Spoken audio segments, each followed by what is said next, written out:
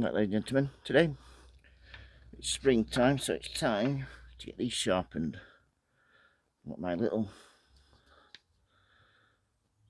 snips there. They're great, absolutely love those. And then I've got my biggest shears here.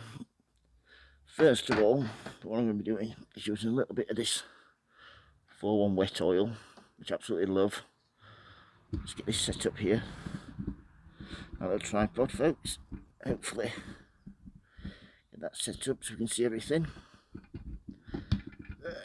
It's me, folks. If that's going to do it, that looks alright. Oops. That looks fine. Yeah, so what I'm going to do first is giving these some oil.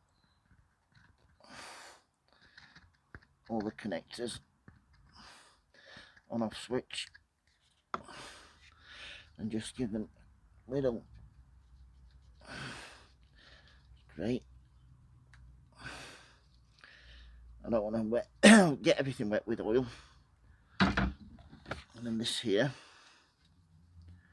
just in like so.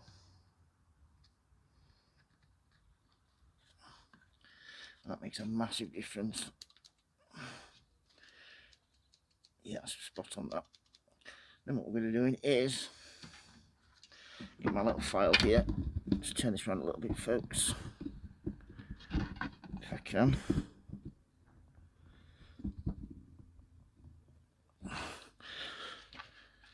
Just two files here. What I'm going to do is get each one like so. Get it at the right angle. This, by the way, is a couple of pounds from, I think, Wilco's. Just make it at the right, set it at the right angle. That's one side done. Get this side done now.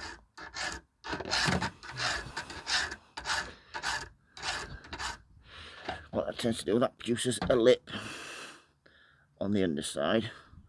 And we need to then just get a little, just remove that lip. And then you've got a really sharp surface then. Just back across. Not a lot of force on, just to level it out. And that is absolutely spot on now. The same with this one. This one's slightly different because it's only got one cutting blade on this.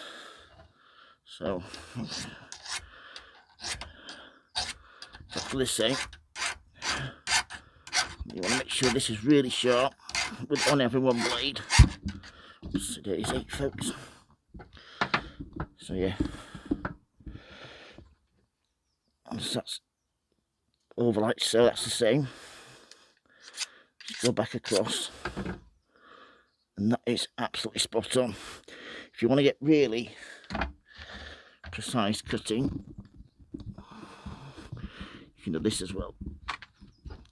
I like to use a sharpening stone like the one here and get this done.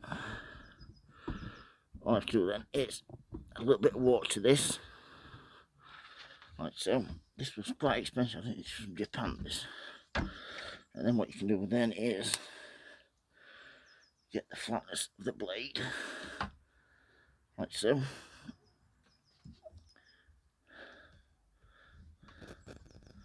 Just on there like so. And get it at the right angle. And do that a few times, and that will really give you a really nice clean surgical cut. That.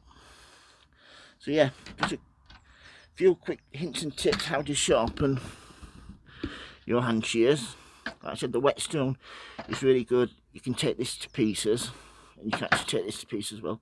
I don't want to mess about doing that at the moment. And then they're really easy to sharpen on the whetstone. But yeah, keep them oiled.